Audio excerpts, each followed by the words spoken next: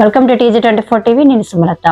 Khammam corporation పరిధిలోని 48వ division Venkateswara Nagar లో ఇందిరమ్మ గృహ పథకంలో భాగంగా అర్హుడై లబ్ధి పొందిన స్వప్న సాగర్ దంపతులు వారి గృహ ప్రవేశాన్ని మంగళవారం నిర్వహించారు. ఈ కార్యక్రమానికి ముఖ్య అతిథిగా డివిజన్ కార్పొరేటర్ తోట గోవిందమ్మ రామారావులను ఆహ్వానించారు. ఈ కార్యక్రమంలో తోట గోవిందమ్మ రామారావు దంపతులు పాల్గొని నూతన గృహ ప్రవేశానికి ఏర్పాటు చేసిన రిబ్బన్ ను స్వప్న సాగర్లతో కలిసి కట్ చేసి వారికి ప్రత్యేక శుభాకాంక్షలు అభినందనలు తెలియజేశారు. ఈ కార్యక్రమాన్ని ఉద్దేశించి తోట రామారావు మాట్లాడుతూ ప్రతి పేదవాడు కూడు గుడ్డ నీడని చేయిలను కోరుకుంటారని, దానితో ప్రతి పేదవాడి జీవిత ఆశయం నెరవేరుతుందని, దానిలో భాగంగా రాష్ట్ర ప్రభుత్వం కేటాయించిన ఇందిరమ్మ గృహాలలో డివిజన్ నుంచి అనేక మంది పేదవారు ఉన్నప్పటికీ కొంతమందికి అవకాశం దక్కిందని, ఇంకా అనేక మంది పేద కుటుంబాలు తమ సొంతింటి కలను నెరవేర్చుకునే దిశలో ప్రభుత్వం అధికారులకు మొరపెట్టుకుంటున్నారని, ఈ విషయంపై ప్రభుత్వం తగు ఆలోచన చేసి విడతల వారిగానైనా మిగిలి ఉన్న లబ్ధిదారులు కూడా ఇందిరమ్మ ఇళ్లను కేటాయించి పేదవాడి సొంతింటి కలను నెరవేర్చాలని మంత్రులను అధికారులను కోరారు.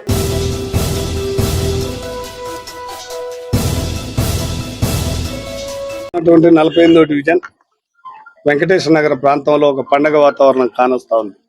ఎందుకంటే ఈ ప్రాంతంలో ఒక 10 సార్లు ఫ్లడ్ వచ్చి నిరాశ్రులై రోడ్డు మీద పడ్డనాడు మా కుటుంబం తరపున ఈ ప్రాంతంలో ఉన్నటువంటి బీఆర్ఎస్ కార్యకర్తలు, నాయకులు, అదేవిధంగా ఇక్కడ ఉన్నటువంటి మహిళా సోదరిమణులందరినీ అన్ని రకాలుగా వాళ్ళని హక్కున చేర్చుకొని 10-15 రోజులైనా వాళ్ళు ఇబ్బంది పడకుండా అన్ని రకాల ఏర్పాట్లు చేసి భవిష్యత్తులో మీకు ఏ కష్టం వచ్చినా మేము ఉన్నాం అనే ఉద్దేశంతో గత 20 సంవత్సరాల మట్టి 46, 47, 48 3 డివిజన్ల ప్రజలకి మా సహాయ సహకారాలు అందించుకుంటూ వస్తున్నాం. దాంట్లో భాగంగా మా డివిజన్ పరిధిలో సుమారు 100 మంది అర్హులుగా ఉంటే ఈ ప్రాంతం శివారు ప్రాంతం, ఖాళీ ప్లాట్లు ఎక్కువ ఉన్నాయి, పూరిన్లు ఎక్కువ ఉన్నాయి.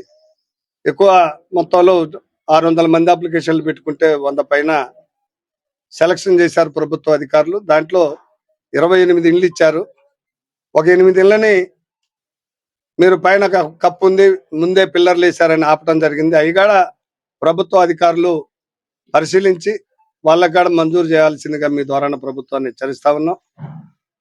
470 రేషన్ కార్డులు ఈ డివిజన్ పరిధిలో ఆ ప్రభుత్వ అధికారులే సెలక్షన్ చేసి కేవలం 27 రేషన్ కార్డులు మాత్రమే ఇచ్చి లోకల్ కార్పొరేటర్ అనే గౌరవ మర్యాదలు ఇవ్వకుండా ఇందిరమ్మ ఇళ్ళకి శంకుస్థాపన కానీ ఆ 27 కార్డులు ఇచ్చిన వాటి కాడ ప్రోటోకాల్ పాటించకుండా ఎవరో చోటామోటా నాయకులు వాళ్ళ స్వార్థ రాజకీయాలు చేయబోతే దానికి భిన్నంగా ఈరోజు సాగర్ గారు, స్వప్న సార్ ఈ ప్రాంతంలో మీ కుటుంబ సభ్యురాలుగా మేము గత 15 సంవత్సరాల మట్టి జీవిస్తా ఉన్నాం.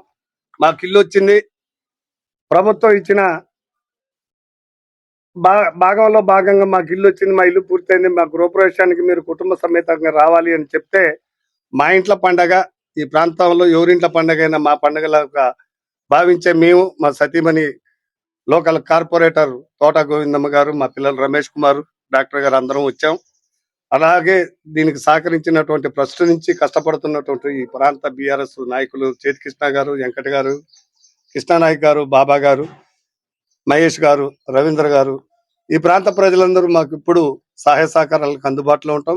ముఖ్యంగా ఈ పండగ జరిగే విధంగానే రేపు ఇంకా 20 ఇండ్లు కడతారు. వాళ్ళకి కూడా అన్ని రకాలుగా మా కుటుంబంలో పండగ అయిందనే ఉద్దేశంతో వాళ్ళ మీ ఇక్కడికి వచ్చి వాళ్ళకి మేము వస్త్ర రూపేణ కృతజ్ఞతలు చెప్పడానికి వస్తే మా సతీమణిని మమ్మల్ని కూర్చోబెట్టి వాళ్ళే మమ్మల్ని సన్మానం చేసి అంటే వాళ్ళ గుండెల మా మీద ఎంత ప్రేమ అన్నది అనేది మేము ఆ సంతోషానికి ప్రత్యేక ధన్యవాదాల కుటుంబానికి తెలియజేస్తా ఉన్నాం.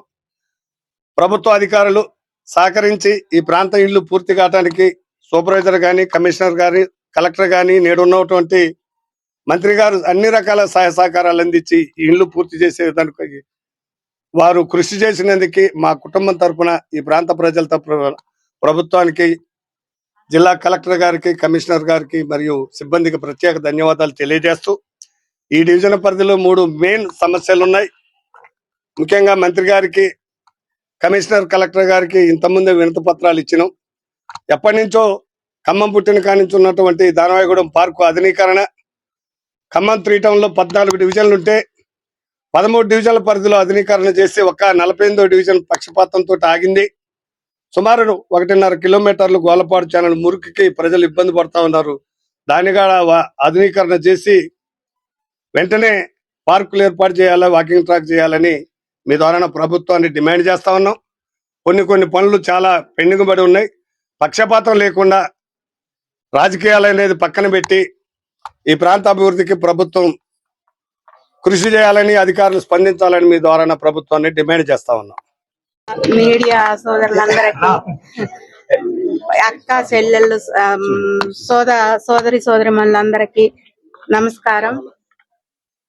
ఇక్కడ ఇంద్రం ఇల్లు ప్రభుత్వం తరఫున వచ్చింది. మేము అంత ముందు అప్లై చేసినాం, అవి వచ్చింది కాబట్టి వచ్చి మేము ఓపెన్ చేసినాం. వాళ్ళు సుఖ సంతోషాలతోటి ఇంకెంతకంటే ఎక్కువ ఇళ్లు కట్టుకొని సంతోషంగా ఉండాలని ఆ దేవుణ్ణి కోరుకుంటూ, ఇంకా చాలా మంది పేదలు ఉన్నారు ఇక్కడ. దగ్గర ఇంకా 500-600 మంది పేదలు ఉన్నారు. వాళ్ళందరినీ అరుగులుగా గుర్తించి ఇండ్ల స్థలాలు, ఇల్లు ఇయ్యాలి. చాలా ఇబ్బంది పడుతున్నారు. ఇల్లు లేక పనులు చేసుకొని బతికే వాళ్ళే మా డివిజన్ లో 50% పైగా ఉన్నారు.